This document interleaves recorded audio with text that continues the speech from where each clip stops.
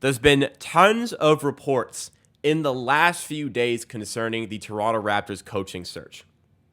And even though the Raptors are a tight-lipped organization, which is very difficult to get a clear picture out of, what we got in the last few days was a number of very credible reporters and analysts who revealed little speckles, little pieces of information.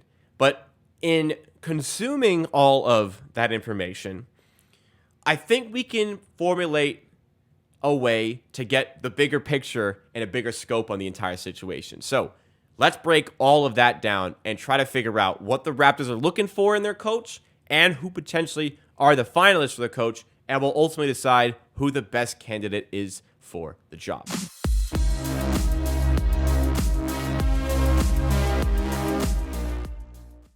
All this information came out from various ESPN reporters. Particularly, there was a good piece by Mark Stein, particularly a very interesting piece from Doug Smith on the situation. And again, we're going to kind of look at all of this together here. What Doug Smith revealed, which was great, was that the Raptors seemingly are down to their finalists in their head coaching search. So they're done kind of casting that extremely wide net on this whole situation, interviewing as many people as possible. They've named their finalists. The problem is, as expected, we don't know who the names are as far as finalists goes. You know, with the Milwaukee Bucks, we had Shams and Woj say Adrian Griffin, Nick Nurse, Kenny Atkinson. Those are the finalists. We all knew that. The Phoenix Suns, Woj said there was 4 finalists and he named them. Shams said there was 5 finalists and named them.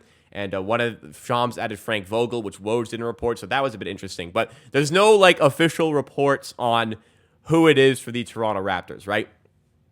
And again, that's not surprising. The Raptors with their information, it's great. Very few leaks actually get out about the Raptors. Like going into the NBA draft when we got Scotty Barnes, and like nobody saw that coming. The only person reporting it was Jake Fisher. So that was a crazy situation. But anyways, let's get back on track here. Mark Stein's piece, which I'll go to now, cited Jordi Fernandez, current Sacramento Kings associate head coach, as one of the people to keep an eye on, one of the people to keep a lookout for, which the fact that he said it and a couple other people say it makes me believe that he's one of the finalists for this position.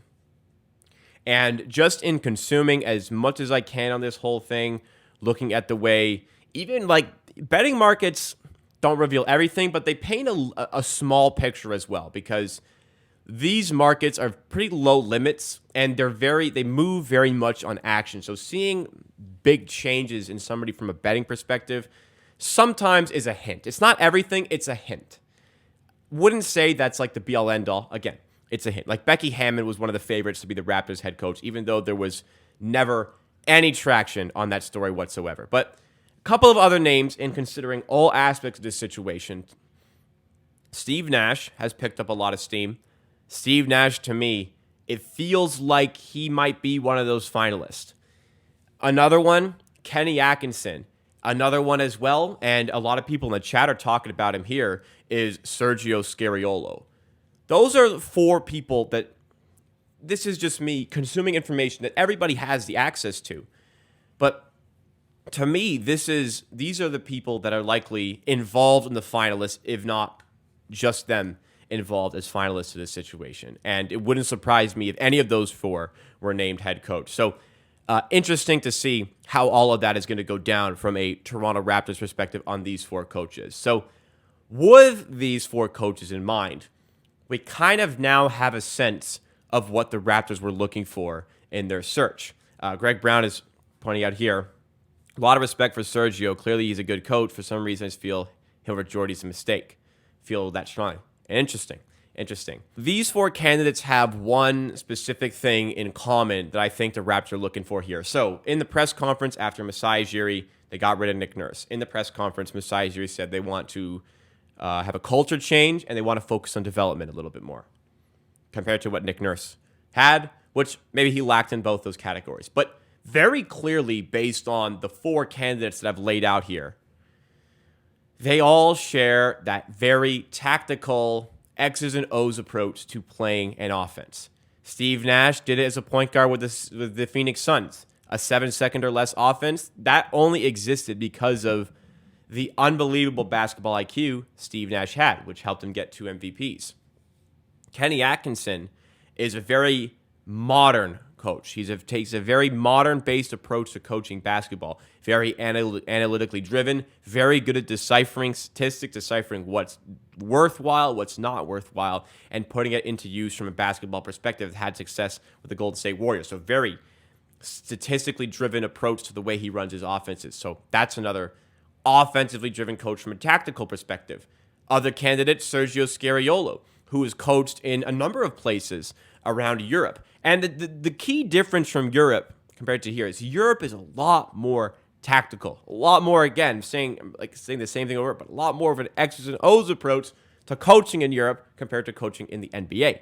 That's another sharp change for the Raptors. And what am I going to say about Jordi Fernandez? He's the associate head coach under Mike Brown, who became coach of the year this year. Mike Brown is a defense-minded coach. Jordi Fernandez brought in as the offensive-minded coach. And here with the Sacramento Kings, we saw the most potent half-court offense in the NBA. So another offensively driven coach who works well at drawing up plays. So very clearly, the Raptors have identified the secret sauce to their head coaching search, what they want. And the fact that they also had a look at J.J. Redick and gave him the time of day in an interview would suggest once again, I don't believe J.J. Redick's one of the finalists, but it would suggest once again that they are looking for tactically driven, offensive-minded coaches. The only reason they'd give J.J. Redick the time of day. So there's all this concern going on with the Raptors coach, all this drama from some fans talking about this whole situation. Like, what actually are they looking for? It's so confusing. It's all become extremely clear now. It's all become extremely clear. They have a specific thing that they are going to be looking for with this situation. And they're looking for culture for sure, development for sure. All these coaches possess that, but they're looking for the offense. So how did this affect us going forward? What would this mean to the core? This gives us some great hints as to what we're going to see from the core as well going forward. If we're going to trade people, we're going to keep people. Masai obviously believes in this core. He's only said it a million times, and he only confirmed it with his actions as well when he traded for Jakob Poeltl at the trade deadline. He had belief in this core. He wants to see what this core can do. So, what better way than to try and get the most out of this core group of players than to hire a coach that will be able to elevate the ceiling of the core from an offensive perspective. So the way things are going in this approach and going with a candidate like the ones I've laid out, and again, it's possible I'm wrong. It's possible it's none of these four. All the signs to me point in this direction. That's what I'm saying here. Could it be like a David Adelman out of Denver? 100%. Could it be a Chris Quinn out of Miami? 100%. But the fact that these names seem to be picking up steam kind of steers me in their direction, which steers us in the direction of keeping the core together, keeping this core in place. Why would you look for an offensively driven coach if you're going to retool the core and work on development? There's probably a better candidate to fit that out there. So I knew this whole coaching saga, this whole coaching situation, once we have a few candidates, once we hire a guy, we'll have all the information we need as to what the plans are for the offseason. And I see some pushback in the chat here. Chris is agreeing with me here. Jonathan is not happy. Please don't keep the core. Now, again, this is not my viewpoint on the team. This is not the way I would necessarily handle it. I'm just thinking that if they're looking for a very potent offense, they are looking to not change much about this team for this upcoming season. And I had the belief before some of this information got leaked, I felt like the front office wouldn't just pivot because, again, they made that investment 4 months ago. They're not just going to give up now, especially without having a pick for the 2024 season. So you may as well be good.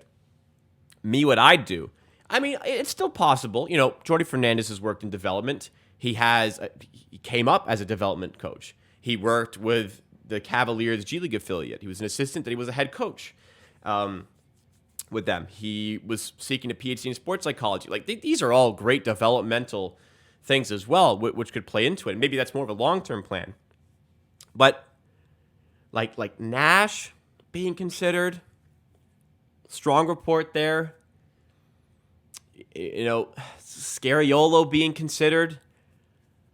I just Kenny Atkinson. I don't see these guys as people who would be brought in for a long-term project.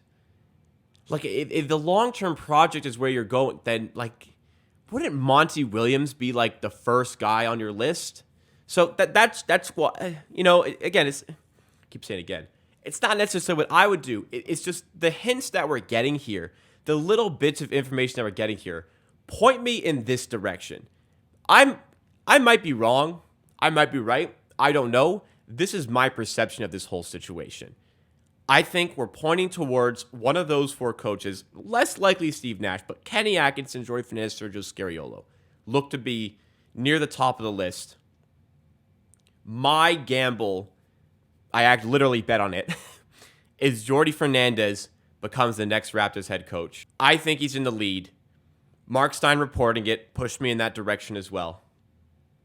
And that, to me, looks like it's a team that keeps its core together, but also it's a developmentally driven coach. So maybe it's the best of both worlds when it comes to Fernandez. So that would be a interesting spot. And again, you know, Scariolo also could do a job there. All of these guys could do a job in the development phase.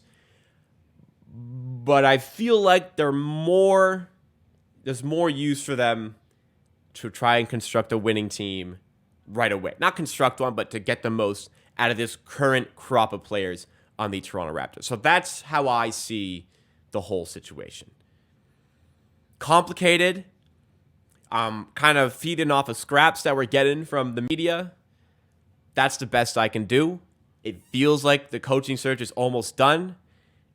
Feels a little bit like it's going to be Jordy Fernandez, but who knows? Maybe we come back in a week and I have egg on my face. It's none of these guys. But this is the way it's looking for me. So would love to hear what you guys have to think. And as a reminder, guys, if you are enjoying the content so far, I see some new people coming in. Please make sure you drop a like to see more to support the channel. And for more Raptors content like this, you got to be subscribed to the channel and consider hitting that notification bell as well. But what do you guys think?